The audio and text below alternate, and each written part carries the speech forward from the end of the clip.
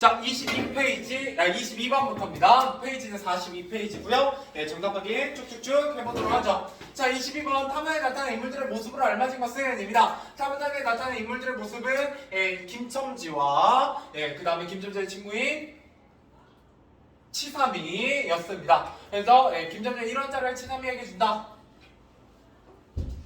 1원짜리? 죄송합니다. 1원짜리를 치삼에게 주지는 않았죠? 그죠? 중대간의 치삼의 돈을 훔치는 게 아니라 치삼의 눈치를 살펴 진짜 이 사람 돈이 있나? 김첨지가 돈이 있나? 이렇게 눈치를 좀 살피고요. 치삼의 술값이 마음 날 것 같아 걱정합니다. 그죠? 우리가 벌써 넉 잔씩 먹었네. 돈이 30잔씩 이렇게 얘기하고요. 김첨지 사람들이 많은 돈을 벌었다고 큰 소리를 친다. 치삼이는 돈을 많이 벌었다는 김첨지의 말을 그대로 믿진 않아요. 그죠? 이 사람, 그죠? 오늘 돈 산더미가 같이 벌었다라고 했을 때 취했군, 취해서 헛소리 하는구나 이렇게 얘기하기 때문에 안 믿습니다. 그래서 정답은 4번으로 보시는 게 맞겠죠? 그죠? 많은 돈을 벌었다고 큰 소리 치면서 술을 계속해서 주문하게 됩니다. 자, 그 술은 왜 주문한다고요? 뭐를 떨치기 위해?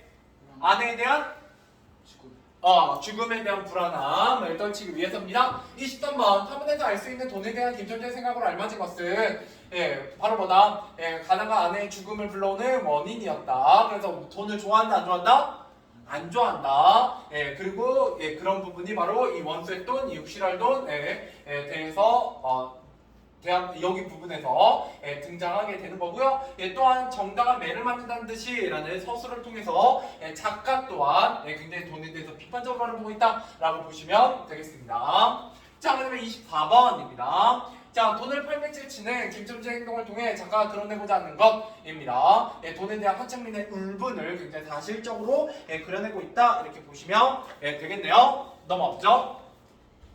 25번입니다. 기억에서 미음 중 아내에 대한 불안감을 떨치기 위해 김첨지가 하는 행동 깔깔 웃는다 그죠? 그 다음에 꾀꼬리 같은 소리지 라고 하면서 만났던 여자 얘기를 하는 것이죠. 이거는 그죠? 아내에 대한 불안감을 떨치기 위한 거라고 보기는 조금 어렵습니다. 그나마 왜냐면 나머지 미음하고 미음도 뭐냐면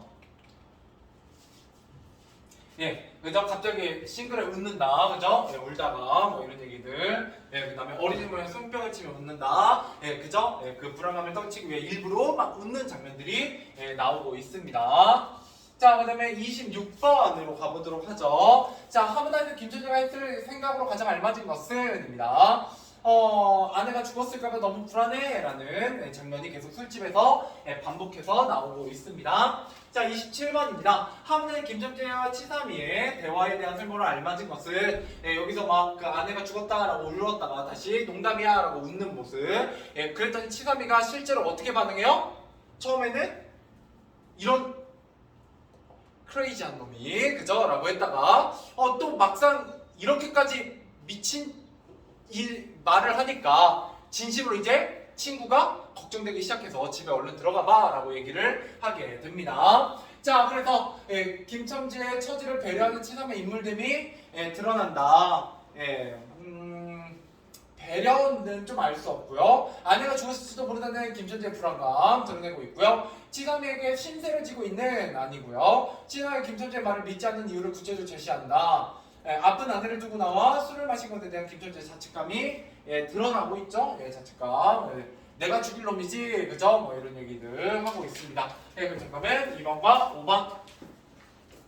자, 44페이지 28번입니다. 거문에서 불안하고 음란한 분위기를 형성하면 사회의 비극성을 암시하는 문장을 찾아 쓰시오 라고 했네요. 자, 이거는 뭐예요? 여기 있죠? 써있죠? 불길한 분위기 형성, 사회의 비극성 암시. 뭐가 매우 중요하다? 이런 날씨, 어떤 배경 묘사가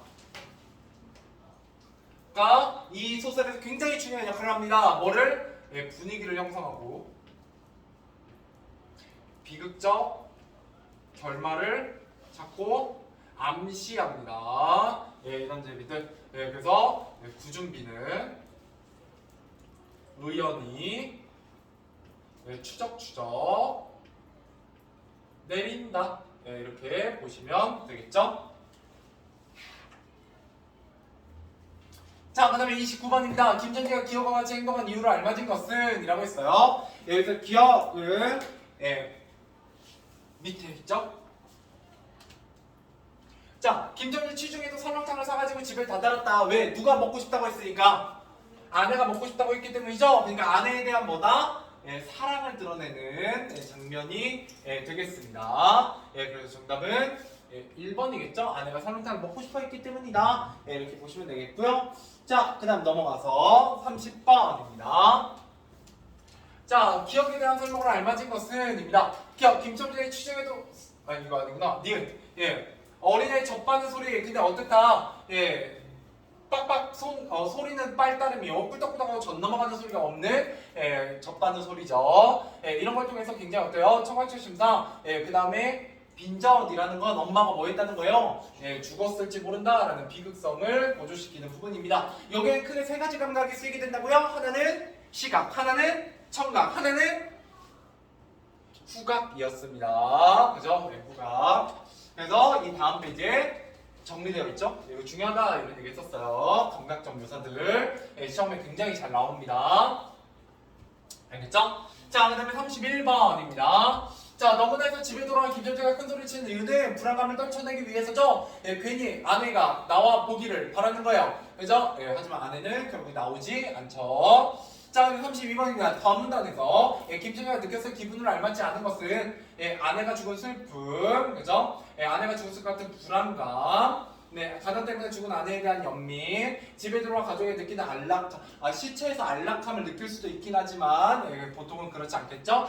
정답은 4번입니다. 가끔 그 이상 성욕자 중에 시체를 사랑하는 정신병도 있어요. 산 사람한테는 사랑을 못 느끼고 죽은 시체에 사랑을 느끼는 병도 있습니다. 또 심지어 어떤 것도 있냐면 신체가 절단된 사람에게 그 절단된 신체 부위에 이 애정이 생기는 정신병도 있어요. 되게 특이하죠, 그죠? 세상에 별별 게 다 있습니다. 자, 그 다음 넘어가 보죠. 자, 여기부터 읽어보고 이제 결말 마무리 지어야 됩니다. 드디어 1단원이 끝날 것 같아요, 거의. 자, 러브단입니다. 발로 쳐도 그 보람이 없는 걸 보자. 따뜻한 발차기예요. 그렇죠? 그렇습니다. 이게 무려 거의 100년 전 얘기니까요. 그죠? 자, 남편 아내 머리맡으로 달려들어 그야말로 오가치집 같은 환자의 머리를 껌으로 흔들며 이년아 말을 해 말을 입이 붙었어 이년. 그죠? 따뜻하게 부르고 있는 겁니다. 그죠? 이것 봐 아무 말이 없네. 이년아 죽었단 말이야. 왜 말이 없어? 아내의 죽음을 믿지 못하는 김천재의 모습이에요. 또 대답이 없네. 정말 죽었나 보이. 물론 몰래카메라면 좋겠지만 그럴 일 없죠. 자, 이러다가 눈 위에 흰 창이, 그죠? 그러니까 흰 자위가 검은 창을 덮는 위로 찍든 눈을 알아보자마자 이 눈깔 왜 나를 또 바라보지 못하고 천장만 보내 하는 말기된 목이 메었다. 그러다 산사람의 눈에서 떨어진 닭독 같은 눈물이 죽은 이의 빳빳한 얼굴을 어렁어렁 적신다. 그저 따뜻한 남자라고요. 문득 김천재는 미친 듯이 제 얼굴을 죽은 이의 얼굴에 한 대 비벼대며 중얼거렸다. 설렁탕을 사다 놓았는데 왜 먹지를 못하니? 괴상하게도 오늘은 운수가 좋더니만. 이거 나름대로 밈도 있어요. 왜 사왔는데 먹질 못하니? 막 이런 밈이 있거든요, 원래. 이게 원래 여기서 온 밈인데 지금은 잘 안 써서 잘 모르시겠죠? 자, 그래서 여기서 바로 뭐가 나오냐면 이 글의 제목인 운수 좋은 날의 반어성이 나타납니다. 여러분들, 자, 이제 잊지 마셔야 돼요. 자, 1단원에서 배웠던 개념 3가지 뭐였다? 머노일에서 배웠던 반어법, 낙화에서 배웠던 역설법, 그 다음에 양반전에서 배웠던 풍자. 자, 그러면 이거는 뭐를 가르치기 위해서 실려있는 작품이다? 반어법. 혹시 그 벌레 먹은 나뭇잎 기억나요? 벌레 먹은 나뭇잎이 어떻대요? 뷰티풀하대요. 그게 바로 무슨 법? 역설법. 알겠죠? 그거 놓치시면 안 돼요. 그러니까 여러분 이렇게 긴 내용 쭉 하고 나면 그래서 얘가 왜 실려있는지를 가끔 놓치세요. 그래서 뭘 공부해야 되는지를 놓치시는데 반어법입니다. 반어법. 이 제목의 의미 시험에 정말 잘 나와요.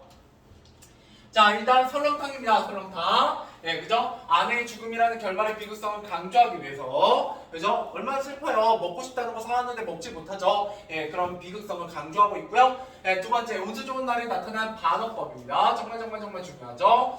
자, 겉으로 드러내는 건 돈을 많이 벌게 되는 행운의 날이고요. 예, 실제 표현하는 의미는 아내의 죽음, 예, 비참한 어떤 가난한 그런 모습, 하층민의 삶 이런 것들을 드러냅니다. 자, 이런 걸 통해서 역시 뭐를 강조하냐? 비극성을 강조하죠. 예, 그래서 이 이야기를 읽으면 마냥 마음이 좋지 않아요. 그죠? 이런 소설이 좋은 소설입니다.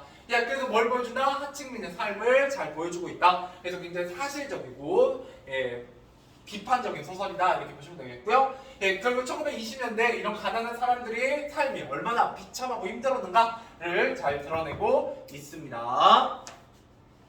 자, 문제 풀어보기 전에 정리 한번 하고 문제 풀어보죠. 자, 작품의 내용을 파악해보자. 하루 동안 김천지가 일하는 일, 그리고 우리 김천지가 하루 동안 겪었던 일을 공부해봤습니다. 첫 번째, 알아두는 아내를 두고 일을 하러 나서게 됩니다. 그죠? 빗소에 여러 손님을 태워다주고 돈을 많이 벌어요. 여기서는 집에 가까워지면 가까워질수록 마음이 무거워지는 모습, 집에서 멀어지면 멀어질수록 마음이 가벼워지는 모습을 통해서 김철재의 내적 갈등, 아내에 대한 불안감 이런 것들이 드러나고 있다는 걸 살펴보셔야 되고요. 또 하나, 손님을 태워서 인력거가 무거워지면 내 다리는 가벼워지고요. 그죠? 인력거에서 손님이 내려서 인력거가 가벼워지면 내 다리는 무거워지더라. 뭐 이런 것도 역시 김천지의 내적 갈등, 아내에 대한 불안감, 걱정하고 관련이 있습니다.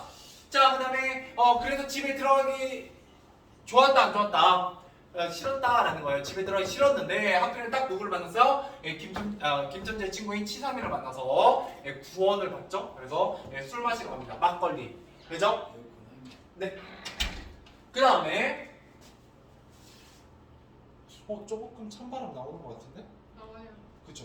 거기서도 느껴져요? 예, 거기 고쳐졌나 보네요. 자, 설렁탕을 사들고 집에 가지만 아내의 죽음을 확인하고 눈물을 흘렸다. 예, 그죠? 라는 거예요. 그래서 운수 좋은 날에 반어법이 아주 비극성이 두드러지는 부분입니다. 자, 그 다음에 두 번째, 다음과 같은 행동에서 드러난 김준재의 마음을 생각해보자. 제가 계속 막 강조드리고 있는 내용이죠. 정말 시험에 잘 나오는 부분이에요. 집이 가까우면 다리가 무거워지고 집에서 멀어지면 걸음이 신난다. 라는 걸 통해서 뭘 드러낸다? 김준재의 내적 갈등이 드러나고요. 김천지의 행운과 불행을 통해서 운수 좋은 날이라는 제목의 반업성이 드러나고 있습니다. 뭐 이런 얘기 했었고, 그죠? 그래서 이게 또 중요하죠.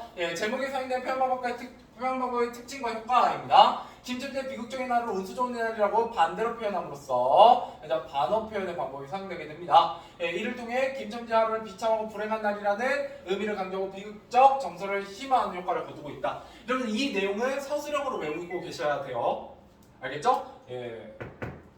객관식으로만 외우시면 나중에 90점 이상에서는 조금 미끄러질 수 있습니다. 다시 한번 뭐다? 비극적인 결말, 아내의 죽음이란 비극적 결말을 강조하는 효과가 있다. 이 정도로 외우시면 되겠죠? 그렇게 어려운 내용은 아니었고요.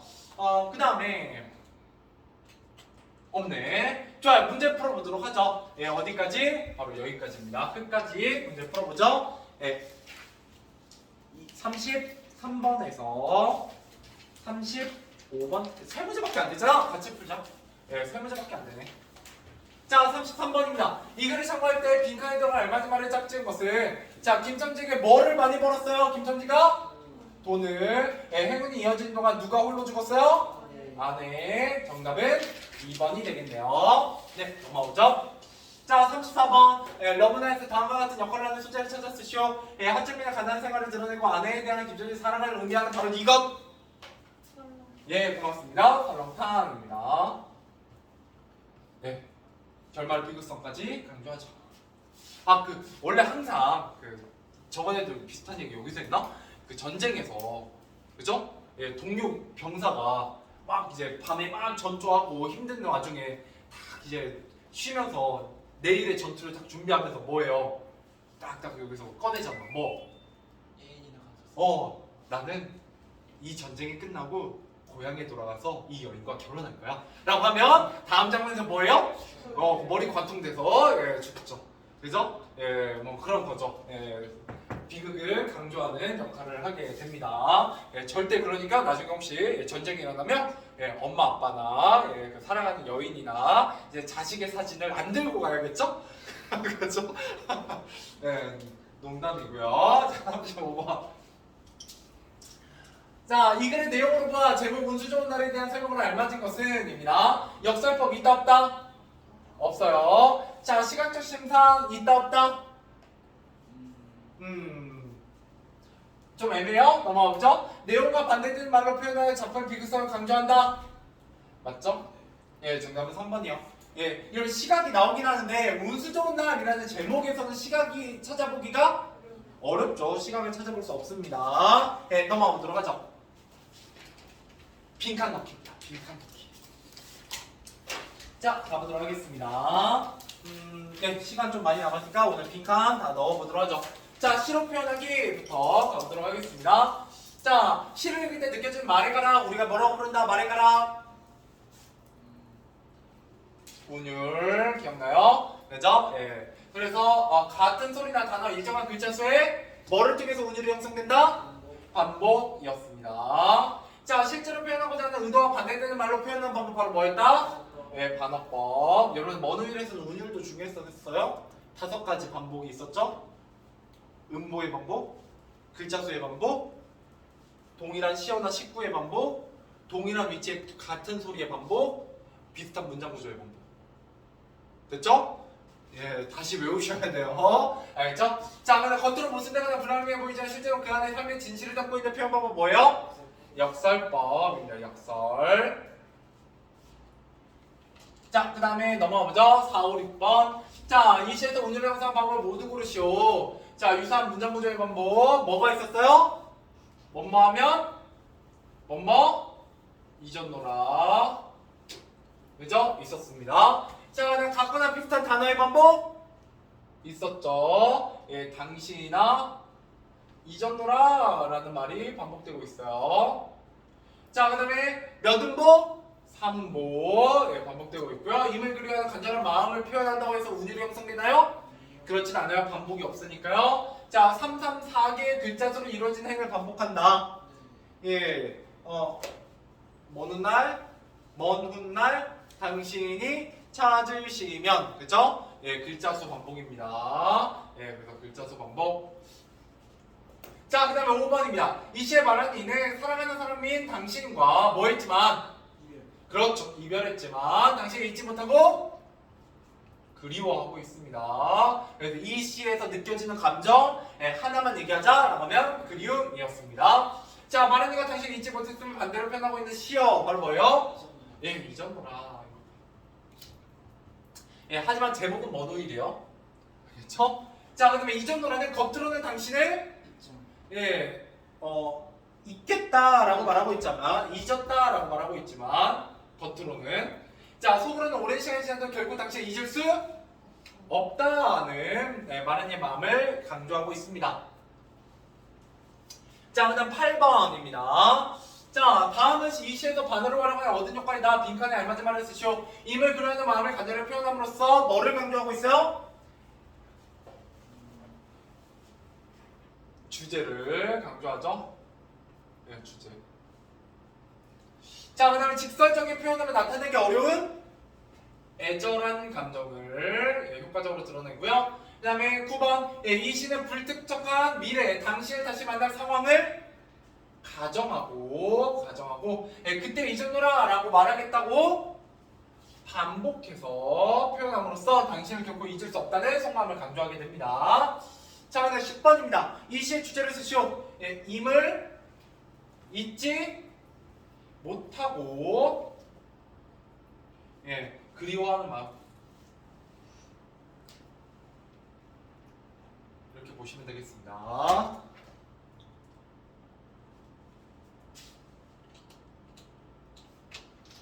자, 그 다음 낙화 정리해보죠. 여러분 한번 정리하면서 빈칸 넣으면서 한번 떠올려보세요. 자, 이 시에 말하는 늦은 봄입니다. 봄이요, 봄. 예, 여러분들 그 항상 조심하셔야 됩니다. 예, 뭐가 떨어져요? 예, 꽃잎이. 왜 이게 좀 헷갈리냐면 여러분들이 보험이라는 건 너무 긍정적인 계절로 여기고 있어서 예, 뭔가 꽃이 떨어진다라고 하면 봄이 아니라 가을 같다는 느낌을 받아요. 예, 근데 이거는 봄에 대한 얘기고요. 여기서 오히려 가을이 열매 맺는 계절로 긍정적인 계절이라는 거 알고 계시면 좋겠습니다. 12번 이시에 말한 이에 대한 설명을 알맞으면서 모두 고르시오. 자, 이별을 담담하게 받아들이고 있다. 맞아요? 틀려요? 떠날 때를 분명히 알고 가는 예, 사람의 뒷모습은 얼마나 아름다운가. 자, 이별 받아들인다 안 받아들인다? 네, 받아들입니다. 자, 이별의 의미를 새롭게 인식한다. 왜? 결별이 이룩한 축복. 그죠? 새로운 의미입니다. 자, 떠난 이를 붙잡고 싶어 하나요? 아니고요. 자연의 섭리에 불응하나요? 아니요. 순응해요. 자, 자연현상을 바라보면 예, 사랑과 이별의 과정을 떠올리나요? 예, 사랑이 바로 뭐고요? 꽃이 피는 거예요. 개화하는 거고. 이별이 바로 뭐예요? 낙화하는 거죠. 그죠? 그죠? 그래서 정답은 기억, 니은, 미음. 자, 그다음 OX 문제입니다. 자, 자연상과 인간의 삶을 연관지어 표현했다. 맞아요? 틀려요? 맞아요. 여러분 자연상 나만 꼭 기억해주세요. 낙화에 대한 설명입니다. 자, 2번 꽃이 피고 지는 것은 사랑과 이별을 의미한다. 네. 열매를 맺는 것은 이별의 슬픔을 의미한다. 아니요. 네, 낙화는 열매를 맺기 위해 반드시 거쳐야 하는 과정이다. 네. 이렇게 보시면 되겠죠. 자, 그 다음 넘어가 보도록 하겠습니다. 자, 14번. 자, 다음은 이 시의 상대 식구에 대한 설명이다. 빈칸에 알맞은 말을 쓰시오. 결별이 이익한 축복이라는 말을 통해서 자, 의미상 서로 어울리지 않는 말을 결합하여 무슨 의미를? 새로운 의미. 그죠? 예, 그래서 이별에 대한 새로운 의미를 찾아내고 있고요. 자, 그 다음에 뭐가 고통스럽지만 그렇죠. 예, 여기서 결별로 써볼까요? 이별도 맞아요. 네, 이별하면 딱 고통스럽죠. 하지만 영혼을 뭐하게 하는 계기다. 예, 성숙하게 하는 계기이므로 예, 불행이 아니라 오히려 축복이 될 수 있다. 이게 이 시의 가장 중심 내용이 되겠습니다. 자, 그러면 어떤 느낌을 주고 역설법은 참신한 느낌을 주고 전달하고자 하는 내용을 하는 새로운 의미를 더욱 강조합니다. 자, 그럼 15번 역설에 사용된 표현법을 모두 고르시오. 예, 자, 작고도 크다. 맞아요? 틀려요? 네, 맞죠? 이건 작은지 큰지 모르잖아요. 야, 니은 죽어도 아닌 눈물 흘리오리다. 나 죽어도 눈물 안 흘릴 거야. 역설법이에요? 아니에요. 이거 뭐요? 반어법입니다. 이거 좀 중요해요. 자, 근데 우리에게도 이 어둠이 얼마나 환희입니까? 어둠이 환희이다. 예, 그죠? 어둠은 부정적이고 환희는 긍정적이기 때문에 그렇습니다. 환희가 뭔지는 알지? 네, 매우 기뻐함이란 뜻이야. 환희에 가득 차다라고 얘기하거든요. 자, 그 다음에 지각한 학생의 선생님이 일찍 또 왔구나. 예, 이건 반어법입니다. 늦게 왔구나 라고 얘기하는 거고요. 이면 같지만 나는 임을 보내지 아니하였습니다. 예, 역설법입니다. 기억, 디귿, 미음 되겠고요. 자, 마지막 이 시의 주제를 쓰시오 라고 했네요. 자, 이 시의 주제 뭐 위에서도 비슷한 얘기 많이들 했으니까 바로 써보도록 하죠. 자, 결별을 통해 영혼의 성숙을 이룰 수 있다는 삶의 깨달음입니다.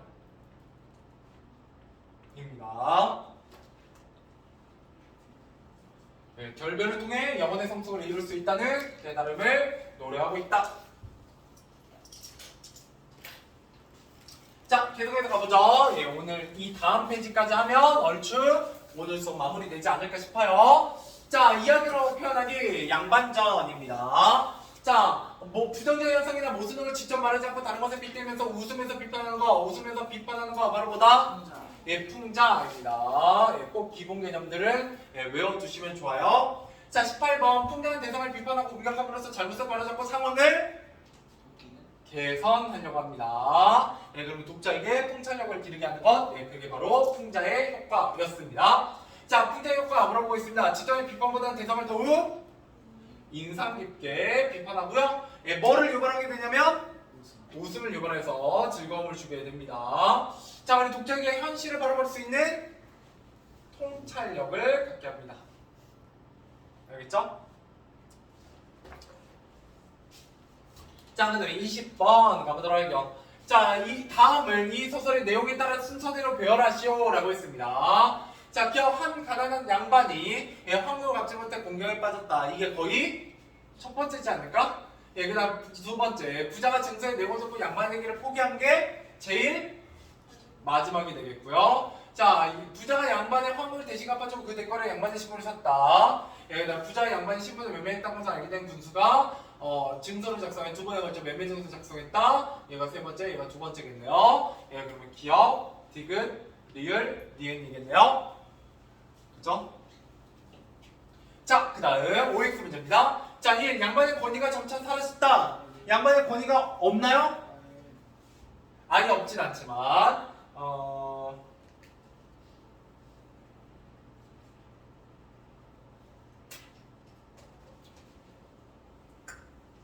이건 좀 애매해요. 이거는 모범 답안은 5로 나와 있는데 X로 볼게요. 왜요? 누가 찾아와서 인사해? 군수가 찾아와서 인사하잖아. 그죠? 예. 그런 거 보고 양반의 권위가 점차 사라지는 걸 뭘 보면 알 수 있어요? 딱히 찾을 수 없어요. 심지어 횡포도 나오잖아, 두 번째 증서에. 예. 그래서 사라진다라고 보기는 물론 사라지지만 나중에 여기 글 안에서는 좀 애매합니다. 경제는 몰락하는 양반이 생겨났다. 맞아요, 틀려요? 예, 맞아요. 자, 엄격했던 신분 질서가 붕괴하기 시작했다. 맞아요. 예, 그러니까 신분 매매가 성행하죠. 공공연연하게. 자, 경제적으로 성장한 평민계층이 등장했다. 예. 5. 고을에서 일어난 모든 일은 군수를 통해 감사에게 전해졌다. 모든 일은 아니죠. 예, 그럼 군수가 나중에 알잖아요. 야, 이렇게 천성을 가져다 쓴 사람이 누구냐? 라고 감사가 혼내죠, 군수를. 예, 그런 거 보면 모든 일을 군수를 통해 알고 있지는 않은 것 같고요. 자, 22번 빚을 갚을 길이 없어서 매일 오는 양반을 다음과 같이 비판한 인물은 자, 뭐요? 한 푼어치도 안 되는구나. 이게 바로 양반의 예, 아내이고요. 이 인물은 그렇죠. 비생산성과 뭐예요? 경제적 무능함이었습니다. 자, 근데 23번 양반의 황골 대신 갚아주고 양반의 신분 사기로 한 인물은 누구예요? 부자입니다. 그죠? 자, 넘어가 보죠. 자, 24번. 자, 첫 번째 증서에는 체면을 지키기 위해 뭐에 얽매여 있는 첫 번째 증서니까 그렇죠, 허례허식. 그죠? 매여있는 양반의 모습이 드러나고요. 자, 첫 번째 증서에 언급된 양반의 모습을 모두 고르시오. 자, 더러운 일은 끊고 옛사람 본받고 높은 뜻을 갖는다. 이거 첫 번째 증서죠. 예, 배국과 추위를 참고 견디며 가난타령을 하지 않는다. 이것도 맞죠? 자, 덕이 뛰어난 구조가 될 수 있게 다른 사람에게 선행을 베푼다는 내용이 있었나요? 없었고요. 리을 추울 때는 격불을 칠 수 있어요? 없어요. 예, 정답은 기억과 니은이 되겠네요. 자, 26번. 예, 두 번째 증서에 대한 설명으로 맞으면 O, 틀리면 X표하시오. 자, 1. 무의도식하면 비생산적인 양반의 모습이 나열되어 있다. 맞아요, 틀려요? 예, 맞다고 보셔야 되고요. 예, 두 번째, 개인적인 이익을 취하며 부당한 특권을 남용하는 양반의 모습이 나타나 있다. 예, 맞고요. 3. 다른 계층에게 호의를 베푸는 양반의 모습이 나타난다. 아니요, 호의를 베푸지 않죠. 자, 27번입니다. 자, 증서에 언급된 양반의 모습을 모두 고르시오. 스스로 농사를 짓나요? 안 짓고요. 강제로 이웃의 소를 끌어다가 먼저 자기 땅을 붙이나요? 네. 자, 서른의 진사가 되어도 오히려 높은 벼슬자리에 오르나요? 네, 그죠? 네, 귀한 혈통이라면. 네, 방에서는 기생과 노닥거리고 뜰에서는 남아 도는 곡식으로 학을 기른다. 맞죠? 이것도 횡포입니다. 그래서 니은 디귿 리을. 자, 28번. 다음은 신분매매 증서를 통해 풍자하고자 하는 내용을 정리한 것이다. 빈칸에 알맞은 말을 쓰시오. 자, 첫 번째 증서 뭐와 거칠애입니다. 자, 형식적인 관념에만 얽매여 있는 양반의 모습을 풍자하고 있고요. 두 번째 증서는 뭐를 이용해서 신분을 이용해서 백성을 괴롭히고 부당한 특권을 남용하는 양반의 모습을 풍자하고 있습니다. 자, 그 다음에 29번. 이 글은 양반의 모습을 조롱하고 비하하는 표현을 사용하여 그렇죠. 웃음을 유발하며 양반의 무능함과 부도덕함을 비판하고 있다. 이렇게 보시면 되겠죠? 자, 이 글의 주제 써보도록 하죠. 자, 뭐예요? 양반들의 무능과 비생산성, 허례허식과 횡포에 대한 풍자.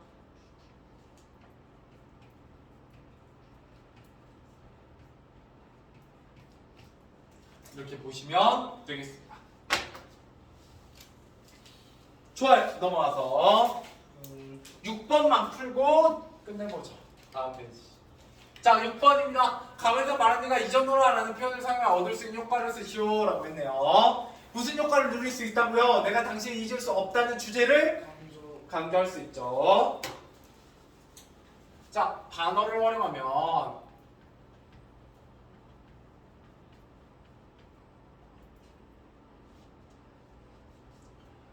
당신을 결코 잊을 수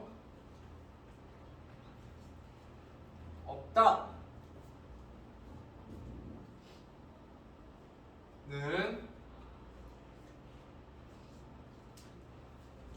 화자의 간절한 그리움을 강조할 수 있고 직설적으로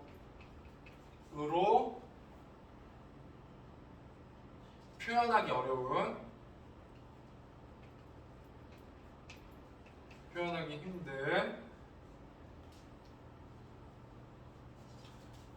애절함을 효과적으로 표현할 수 있다.